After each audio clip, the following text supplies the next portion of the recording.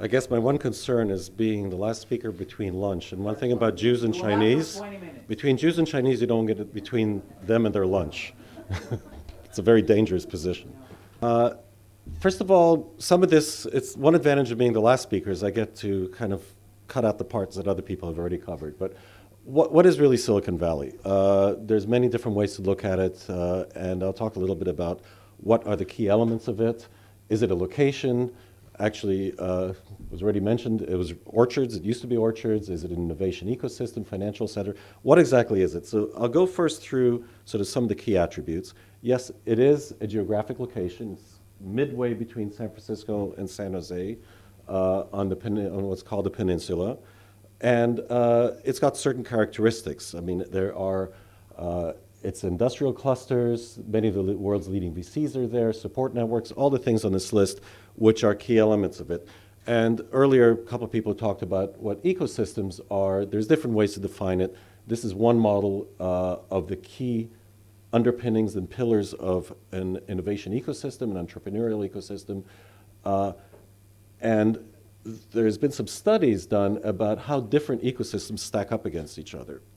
So on the basis of this, Silicon Valley, in all areas except for regulatory stuff, anybody who's tried to set up a company in the US knows it's a little bit heavy in regulations compared to places like Hong Kong. But in most of the other areas, it does scale, it does rate very, very high compared to other areas around the world that are trying to develop themselves into innovation places. Also in the sense of money, people have mentioned this, if you want to raise money, that's where most of the money is. Most of the VCs and the institutional investors that invest in technology are in Silicon Valley. This is some data done by CB Insights, actually a very good group that is tracking analytics on what's happening in the venture industry. And again, California continues to lead, and of course, when you say California, that really does mean mostly Silicon Valley. This quote is, if you want to get a high valuation, it's the best place to be. Also, if you want to succeed, it's the best place to be. If you're in Silicon Valley, your odds of success are much higher for all sorts of reasons. And if you want to get there, your chances of being bought are also better. And what exactly is the culture? Well, it's based around, if you go to Silicon Valley, it's like if you go to Hollywood, everybody talks about wanting to do a movie, from the waiters on to the taxi drivers to the actual actors. Silicon Valley, it's all about entrepreneurship. It's all about it's so much part of the culture now that you can't even get away from it. Success is rewarded, and failure is something you learn from. You don't get punished if you fail. So a lot of people will keep trying keep trying and trying until they succeed, or not, but at least they learn from it. And then knowledge and people move around a lot. There's been talk earlier about talent and finding the right talent. One model that at SRI we talk about, and this is quite commonly used, is it usually takes an inventor and an entrepreneur. Think of Steve Jobs, Steve Wozniak. Steve Wozniak was the engineer. He came up with all the great designs, but he didn't think about commercializing. He was going to give away the first Apple designs for free. And Steve Jobs said, no, there's something here more profound, and they worked in a team. The founders of Intel, the same way. Gordon Moore was the technology guy. Bob Noyce was the entrepreneur. The talent pool, I'll mention this very quickly. A lot of people have mentioned that immigrants make a big piece of it. And in Silicon Valley, it's no exception. It's not just Indians, it's from people from all over the place, a lot of China. When I was working at Intel, our engineers, majority of them were either from India or China. So John Hennessy, who's the current president of Stanford University, has summarized some of the key things, what it's all about. Interestingly enough, he's been in and out of the university. He actually left to start companies and came back, and that's one of the things that makes Stanford unique. So I wanted to stop there. This is kind of all the usual stuff. You could almost say it's a Silicon Valley propaganda. So I want to rewind here, and Ellie, you already mentioned it earlier, and talk about who is the father of Silicon Valley. You've seen this information before. But there's something underneath this. He wasn't just the one who set up industrial clusters. He did something that most people are not aware about. And there is a much more, Steve Blank, who you might have heard of, who is the creator of the lean startup methodology, has actually got something else, if you go to his blog, about the secret history of Silicon Valley. And very similar to Israel, more recently, where you heard about how the military was behind a lot of these technologies, Silicon Valley is exactly the same. except going back much further. So during the Second World War, one of the things that enabled the Allies to win the Second World War was technology and the ability to penetrate the German radar systems when they sent the bombers in, that they wouldn't get shot out of the sky. And Fred Terman was actually at this Harvard lab. He developed the first electronic warfare systems that were used by the Allied bombers to allow them to succeed. But because he had graduated from Stanford, when the war ended, he realized that Stanford was getting a very, very small piece of the US government money. So he started up the electronics research lab in Stanford, and he was able, through his contacts that he had developed during the Second World War, to attract a lot of money into that lab. And the Cold War, a lot of most of the electronic technologies that were developed to win the Cold War against the Soviets was in fact developed by Stanford. So people think of Stanford being an education institute. It was actually a very core part of the military-industrial complex in the United States that allowed it to succeed, the U.S. to succeed eventually against the Russians. And Michael, yes. I'll stop you here because Yeah. I mean, I'll give even a third dimension of kudos to this man. Yeah. As I did the research on this, and that's the fact he was the first in universities that actually brought the alumni back to the university. Correct. You have this graduate program in which Yeah. people who graduated will go back, speak to the students, do joint projects with them, and then recruit them. So there was fostering the relationship. And that's something that universities only now start to do on a massive scale. So Yeah. just But that in and out of university was unique because Hennessy was the founder of MIPS Computers, for example, which was a, and many other startups. And in fact, if you look at it, I took the slide out because I was having too much stuff, but I'll mention it right now. If you look at what's common between Google, Yahoo, Microsoft, Facebook, do you know what's in common with all these companies? They were all started by students. Most of them, Bill Gates and Microsoft, I mean, all of them were. graduate, right? And most didn't even graduate, exactly right. But those are just four. I mean, you can name on and on. Sun Microsystems as well came out of the work that was done at Berkeley by Bill Joy and Scott McNeely. So similar kind of thing. Another way to look at the ecosystem, again, using this historical perspective, is that the motivation during the first phase was really a crisis. They had to win the war. And even though the US military is viewed as being an incredible bureaucracy, at times of war it becomes amazingly efficient. And the beginnings of the culture, the cooperation, the entrepreneurialism, the outer-facing work with the universities began being established in the 50s. Point one. Now, again, Ellie mentioned the other father, and the key point about Shockley is he actually did bring silicon to the Silicon Valley. Before then, it was vacuum tubes and it was microwaves and radar technology. There was no silicon in Silicon Valley in the beginnings. But he did have a major contribution. He did co-invent the transistor at Bell Labs. He did found Shockley Semiconductor, and he hired one of my former managers, Andy Grove, and Bob Noyce and Gordon Moore as among his first employees.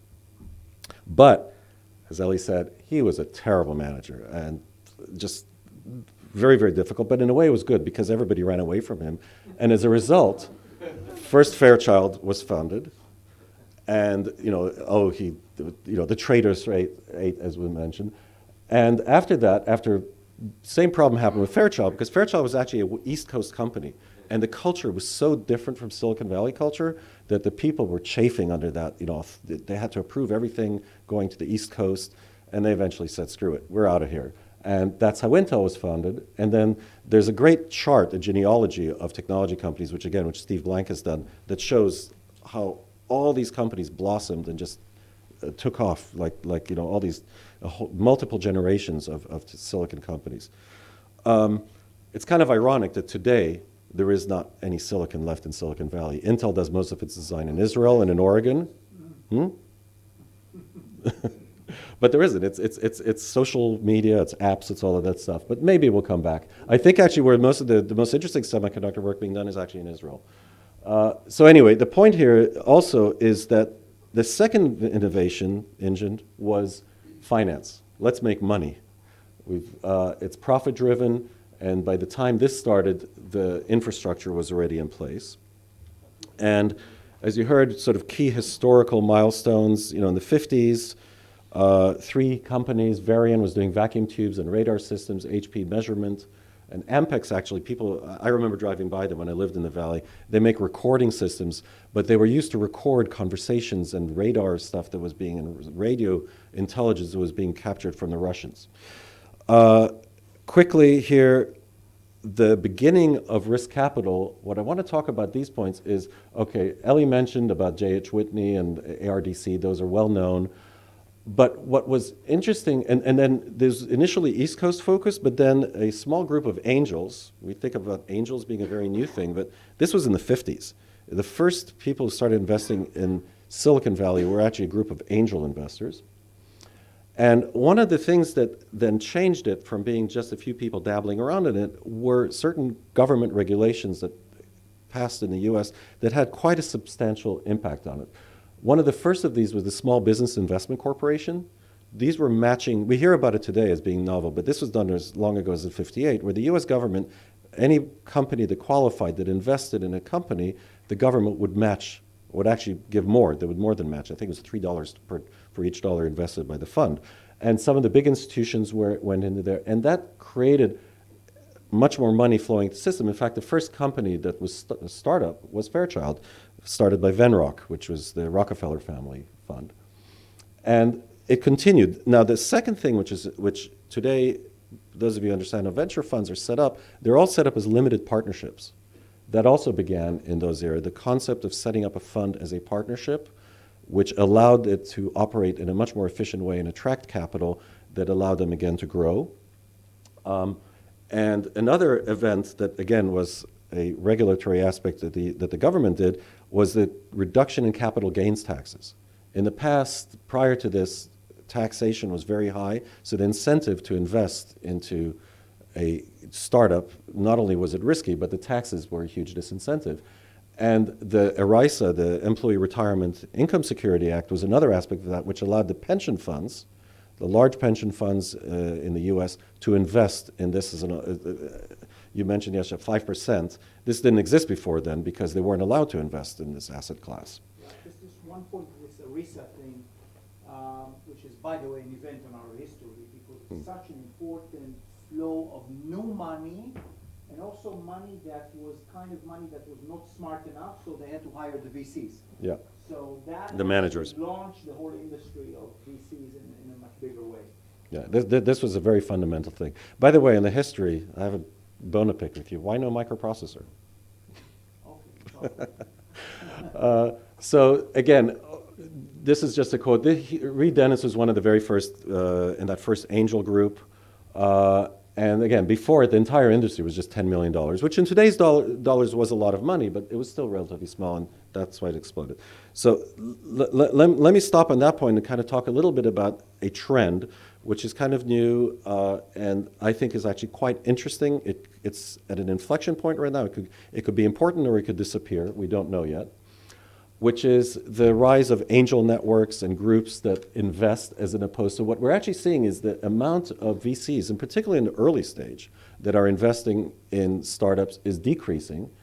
And the number of group investing, whether it's angel networks or crowdfunding or anything, is growing. And if you look at these, a lot of these are not actually equity investments. In the case of Kickstarter and its other crowdfunding platform, Indiegogo, you don't get equity, but you do get the product. It's a way of giving companies money, capital to work with, especially important if you're doing hardware. But this is all beginning to grow. If you look at AngelList, it's $1 billion. 500 startups is not that, and Silicon Valley Angel are smaller. There's groups also here as well. So we're beginning to see the trend increasing, but there were regulatory problems because the US government, the SEC regulations, if you raised money publicly for a private company, you'd end up in jail. It was actually against the law. So some of you may have heard of the Jobs Act, which Obama passed in 2012. The Jobs Act initially was designed to allow people, ordinary people, to invest instead of through the entire, ordinary people actually do invest. They put money in the pension fund. So your bus driver will put money in the state employee pension fund, which then invests in the VCs, and then the VCs manage it, and finally it does end up in the entrepreneur after management fees and performance fees. However, one of the more interesting things about the Job Act, and this is quite new, this was just announced on the 30th of October, just a few days ago, that the third phase of it would actually lower the bar in two areas. One is that the people who can invest in startups and in technology, the minimum income level is much lower than it was. In the past, it was literally just millionaires who were allowed to invest. And the second thing is the ability to solicit, to advertise, to go publicly advertise the fact that a company is looking for money or a fund is trying to raise money. So now we're beginning to see startups in and of themselves, like Seed Equity and Funders Club, that are in fact online groups that allow individuals to begin to invest in there. So in summary, yes, the history, we had Terman and Stanford University really sort of primed the pump and laid the foundations, and the whole infrastructure and ecosystem of Silicon Valley began there. Military was a major part of that, but then it got replaced by the venture capital industry through a sequence of, and I think there were more unintended consequences. I don't know if there was any master thought behind it or if it was just done for other reasons, and the clever people who were running the venture funds figured out that this was a better way to do it. And now we're beginning to see, since we've talked about history, I think the new direction, which is interesting to think about, is how are these new models, the super angel networks, the equity crowdfunding and so on, going to change? And I think for Hong Kong in particular, where we don't have the early stage investors, this might be something that could be interesting here. And the regulatory aspects of that, of course, is something that are interesting to talk about. So I hope I didn't keep you from lunch. You can all eat.